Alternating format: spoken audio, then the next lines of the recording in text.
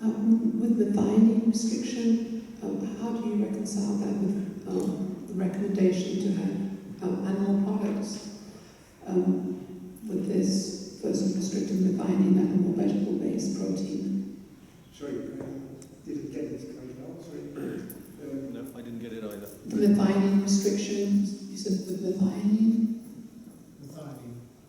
Methionine. Would it be restricted? Oh, this restriction of methionine. Now, first of all, I told you in the beginning that we get more than optimal levels of methionine, at least many people, because today, in many countries, not all countries, they eat 3 to 4 times more protein than in the past.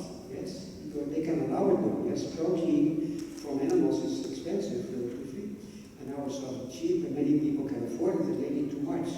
And that's the point. They get too much methionine, and then you get the problems, because you get too much and you get many more mistakes in the DNA and all kinds of things like that. So restriction is better. It's very clear to me. So you don't have to get too much. Like the same thing for sodium. Most people in the world eat too much sodium today. Yes, and too much calories also. Many people, right? Not all people, but too many. Yes. And too much calcium, because the calcium, if you take calcium extra, you need more magnesium to start with. Yes. So it's the balance which is important. Not too much and not too much.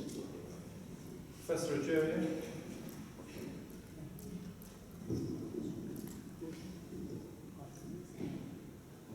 In your opinion, what is the reason why, after about 20 years, Nagalase has not become a widespread marker, not only for cancer, but for a number of other diseases?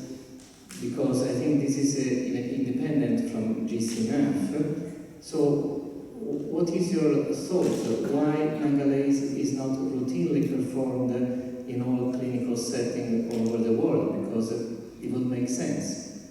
Well, there is, first of all, there is not a big company behind it, yes, who has to promote it and who has all the financial resources to do that. It has to be lectured at the universities, also it is not done. I heard about it only 3-4 years ago, and I was not, to be honest, in the beginning so much enthusiastic, because the doctor coming to me said that it may work only in prostate cancer. And the same doctor, he had another test, also for cancer, I forgot the name, and that is not used much at all also. That's a diagnostic test for cancer, it's AMAS test, AS test is that. Only a few people use it. Maybe it's also depending maybe on the price, I don't know what it is, but I think it's a valuable test. That's my opinion. But and we promote it as much as possible. But first of all, we have to improve the turnaround time to make everything more easily done. Like that you can ship now without freezing the samples, for example. There are many things to be learned, and we have to reduce the turnaround time. We are just making progress, but we are not yet there. Yes, Emar. You know, it could be also the character of this Mr. Yamamoto. Oh yes, yes. That's the point. So yes. He is not a friend of everyone, you know. Yes, and he's interested in patents and some laws. Yeah. But I was trying to visit him last year or the year before, and he was open for it, and then suddenly he was not open anymore. And he refused me to come. I had made my trip already, and he would not give an explanation, and maybe there was some protection from some collaborators from him. But he has also the same difficulty in his own hospital in Philadelphia. He's allowed to do it as a professor, yes, he was that at least, and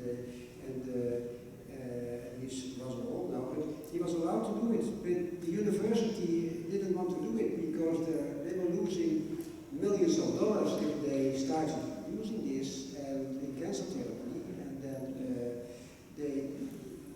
there's not so much money to be earned anymore. And the pension funds, of course. The pension funds, of course, not interested in longer lives. But never mind. But we know, and David knows also, a person in Holland who is a real scientific man, who is already busy 7 years in trying to convince laboratories to get. You were convinced by me a bit. Yes. A bit. Yes. I didn't know in the beginning. I just studied, of course, afterwards. He told his story to another colleague, a neurologist, and the neurologist told it to the doctors who forced me to do it finally, and I didn't know it. And finally I met him after that. But now my question, it's not so serious, but can be perhaps the last question. What time will it take that the rate of cancer in our youth will go down because of the energy drinks that contain taurine? A lot. When they consume a lot. No. Oh, about taurine. Yes, there is some energy drinks, but they're full of sugar. Some, all of them. Forget of them. And there's personally, I tell you, my favorite is the magnesium taurate. oh, Because many people have deficiency of both taurine and magnesium, and I take it myself. And I found out because even the reference rates we have from taurine is not optimal in relation to protection for cardiovascular diseases.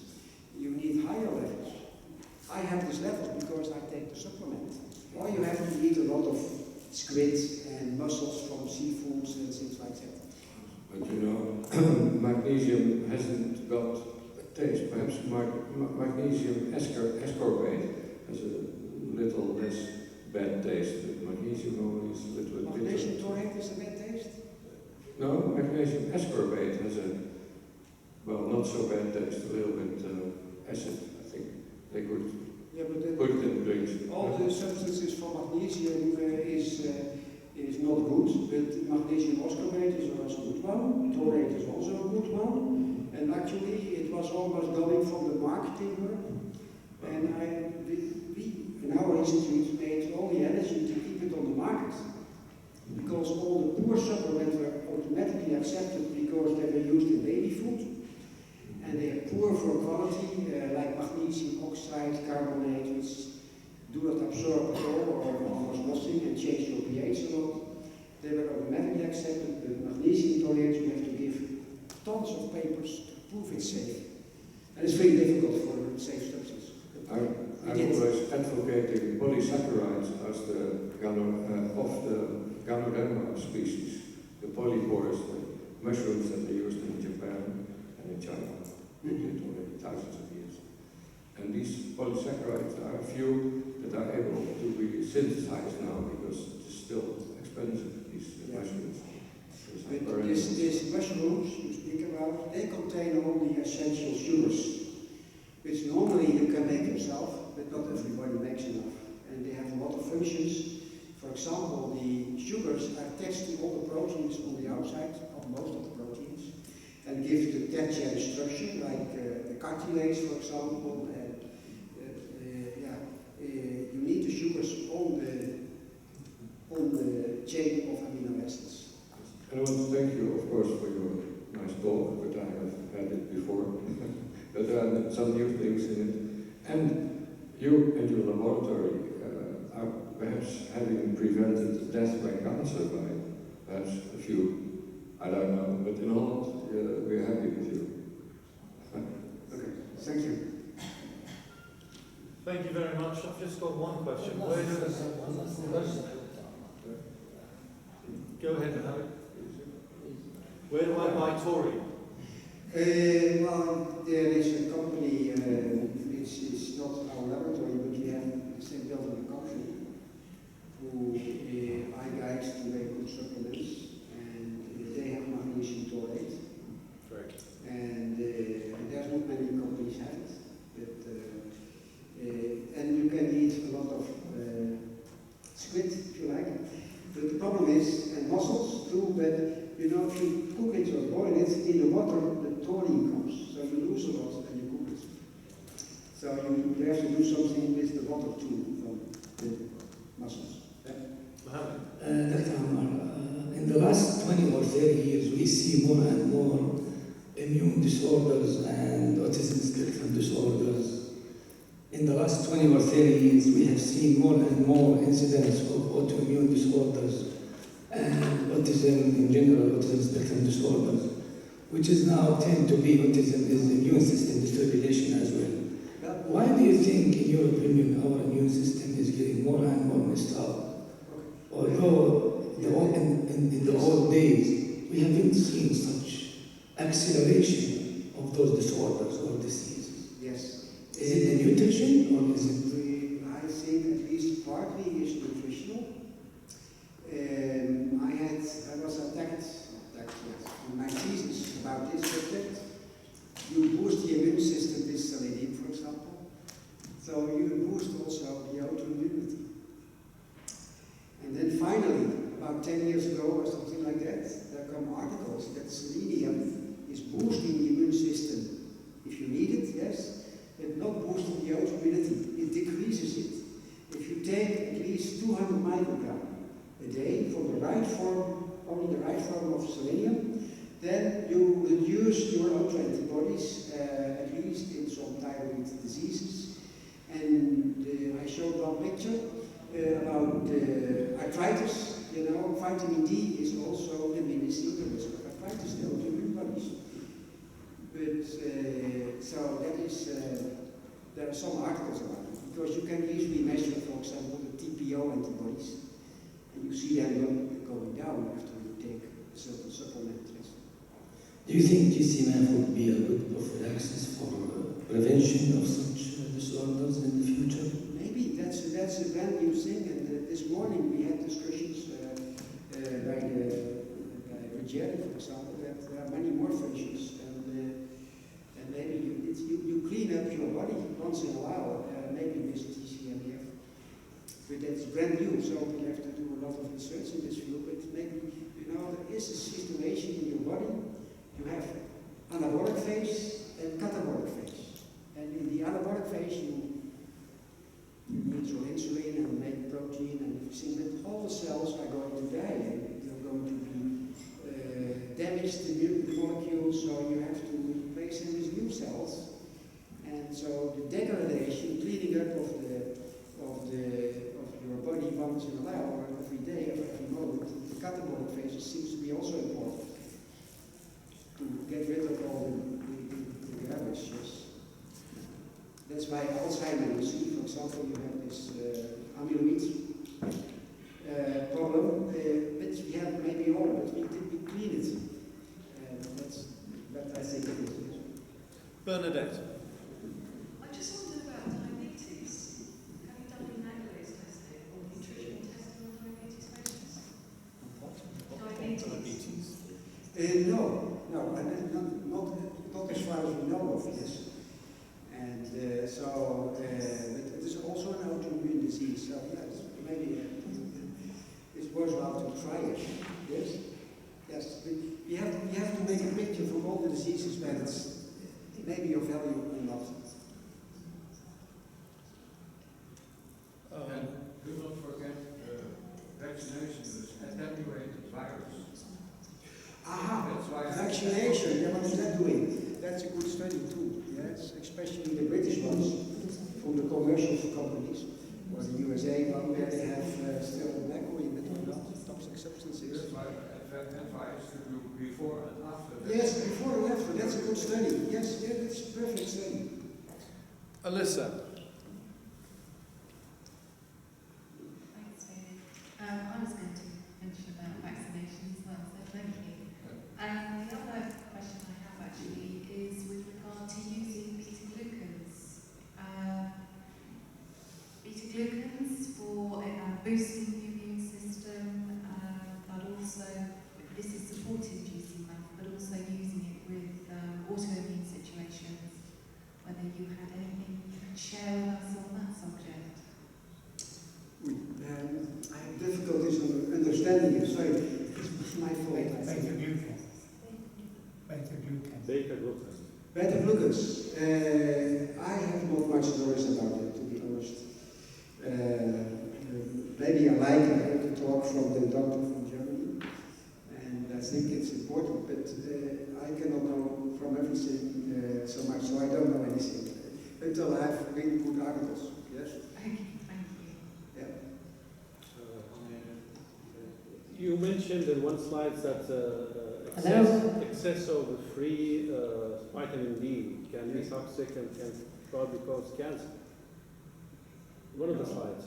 No. There is too much vitamin D, free vitamin D. The free is more important to protect than the total. Like the hormones, the thyroid hormones, yes, the free T3 is the active hormone, yes. The free T4 is not the active hormone. No, vitamin D. It has to be converted to T3, dus the thyroid hormone. The free hormones are supposed to be the most reliable in clinical picture.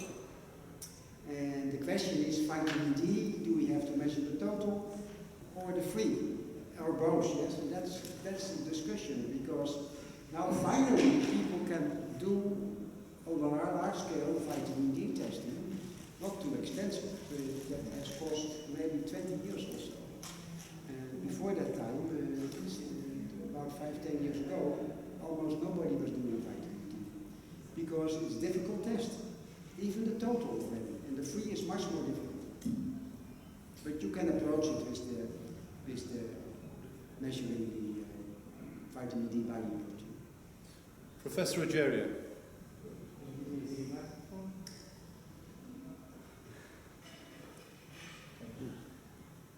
First of all, John, if you want to measure nagalase before and after vaccination, sign your will and prepare to close down your company, because this is exactly what will happen to you if you do this type of study. You may ask other colleagues, because vaccination... You want to do the same thing? Yes, that's wonderful. Yeah, that's right, fine. because if you just touch this topic, be prepared for the worst of sequences. Besides this joke, I think that the idea of Gc-MAF as a kind of a prophylaxis, I think is a very good one, but if you go into this topic, I think that then you have to consider Gc-MAF as a nutrient. So if you want to think of it as a prophylaxis, which I think is an extremely good idea, or in combination with antibiotics, as Dr. Wojtenko has mentioned this morning, then I think that we have to implement or to study further its role as a nutrient, as we have said this morning. So I fully agree with this. And as far as I wish to take like a kind of a counter-heretic position here, I agree that the autism spectrum disorders are on the rise. There is no doubt about this. I've seen enough statistics demonstrating that the autoimmune disorders are on the rise. And I must say that in all developed countries, the life expectancy is increasing. So I think that we have to find a good balance between what is a fact, that is the increased life expectancy and the increased longevity of populations, and also this in the undisputable fact that autism is on the rise. I do not know, I don't see statistics, but I confess my ignorance, whether autoimmune disorders are also on the rise or not. Thank you. Can you be next? Yes, I have an autistic son, and when we do the vitamin D test, we look for both vitamin B25 hydroxy and also the 1.25. The results show that the B25 is low while the 1.25 is high. And I know other families in Sweden that have the same results with the children. And my question is, why would this be, if you know? And should we still give vitamin D supplements? That's a good question. At least all the studies done now have shown that normal vitamin D levels are better to have a higher level. But the dehydroxy, 125, vitamin D, what is high, that is a point. And is it toxic? That's the next point. That's what I told you, that we have low reference rates for taurine, but it should be higher, yes, according to the scientific evidence, yes. And so we don't know what is the dehydroxy for good health, we don't know. But I know one thing, that the same thing happens one day with some patients who are treated for the chronic fatigue syndrome.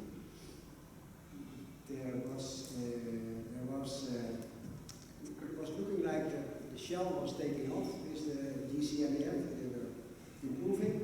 And then when they were improved, then there was some disturbances, the cytokine storm, the doctor said to me. And he did some studies, but if there's a correlation or not, I don't know. He found also the dehydroxy to be high. But what is the reference rate? Yes, I had a big fight 10 years ago, but it was almost killed. Because also labs were using the range 14 to 80 for vitamin D. And we said 83 to 250. That's a good range. And finally, I was completely getting my evidence on my side because the 5 biggest researchers on vitamin D said you have to have at least 75, and now they say you have to get 100 at least. That's the effect they get from the studies. So, but that is also an issue. But we are still working on that. If you have a good level, yes, of a substance, you can maybe become lazy. Yes, you don't make enough anymore. Yes, and then you are not protected when you have suddenly not enough anymore. So there's a lot of speculation. But I like to see the results. Maybe that's the best thing I can say to you now. And maybe I can give you some guidance. Then I'll look at if there's something now about optimal range for dehydration. Yeah. Thank you. One more question, please. I'm wondering if you have tested GcMAF for pandas. What do you say? If you have tested GcMAF for pandas and patients with pandas. For what is that for? Pandas. Yes, we have. Have you tested GcMAF? No, we have only once tested one substances, but that was all. That is, it's not our job to do that. Yes, we are just doing the nagalase, and that's already a big enough job for us. Peter. I'm interested in getting an infection because that seems to have caused my cancer recurrence, a viral infection. And I was just wondering if you could speculate about does vitamin D go down when you get a serious bacterial infection? I had the cellular pneumonia. 4 weeks later, I had a recurrence in my liver. And I'm interested in potentially when you get an infection, you go on some nasty antibiotics, and maybe we should be supplementing taurine. I was having my Gc-MAF 3 times a day when I was having my infection, but maybe all my vitamin D levels were dropping. You know, is there a factor of the usage of the immune system driving our need for vitamin D, especially in infectious events? I hope that happens. Well, the vitamin D level is the only thing we routinely have available, the total level. But vitamin D is stored like vitamin A also in the liver, yes. And so the level in the blood is not telling you everything. So if you have an infection and you use it a lot, maybe the replacement comes from the liver. There's not much studies on that. I've not seen many studies on that done. Yes. So, but I know that during hospitalization and big stress and disease, you get a lot of deficiencies, temporarily at least. Yes. And that's also causing many people to do not recover so good from the hospital bed. So you need all the nutrients for recovery. You know, I agree. Like I've done a lot of treatments in the German clinics where we get all the amino acid supplementation when we're having these intense therapies. I had this infection back in Sydney, Australia, where they give you no nutrition whatsoever in a hospital. They were still pumped full of antibiotics. It's the nutrient issue, I think, is paramount. So thank you. It's very interesting. Yeah, but vitamin D is fat soluble, so it's difficult. It has storage. Also vitamins and minerals, they are water soluble. And for example, folic acid, yes, you say the serum levels is fine, yes. But we found out that it's better to do intercellular levels too, because in the serum it's rather quick. If you give a supplement, it's normal, but in the cells it's still low. You have to go one couple of months more to get really levels in the cells. Peter, will you do using antibiotics when you had Klebsiella? Were you on antibiotics? Vancomycin. Yeah, right. So Yes. mitochondrial suppression, and actually the fact that you were doing GcMAF 3 times a day, you probably got away with the minor consequences. Otherwise, it could have been worse. What my experience is when people have cancer, they go on antibiotics. The diet is very quick. It's very difficult to pull out. I've pulled up, and it's the diet and it's the GcMAF. GcMAF. I got some garlic in the mail a few months ago, and that was fantastic. So I've got some good therapies. But still, a liver recurrence is a liver recurrence, and it's a disconcerting event. My CRP went up to 50. I'll talk about it in my talk. That's what it asks about the nutrition. Thank you. Another example is magnesium levels in the plasma serum. Yes, many people do that. Yes, because it's too complicated to do it intercellular. Yes, we do both. We do whole blood, intercellular, and serum. And we have seen articles that if you are under stress, yes, for example, noise stress, yes, you put something on your ear, that's 105 decibel. Within minutes, the magnesium leaks out of the cells and comes into the plasma, and you don't see deficiency.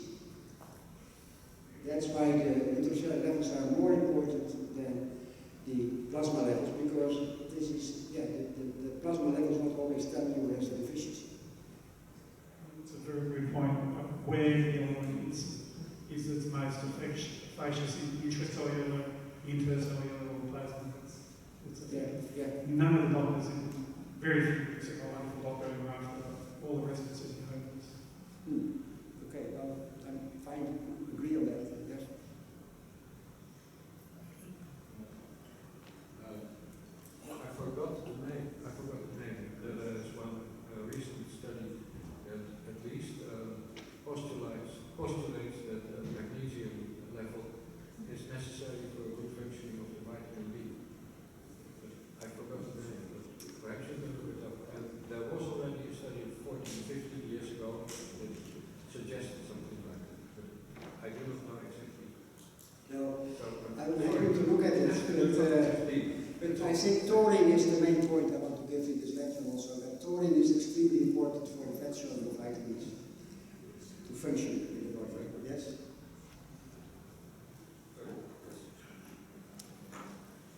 Okay, if there are no more questions, I think we'd like to thank Dr. Emar Vogelaar for a very interesting talk. Thank you.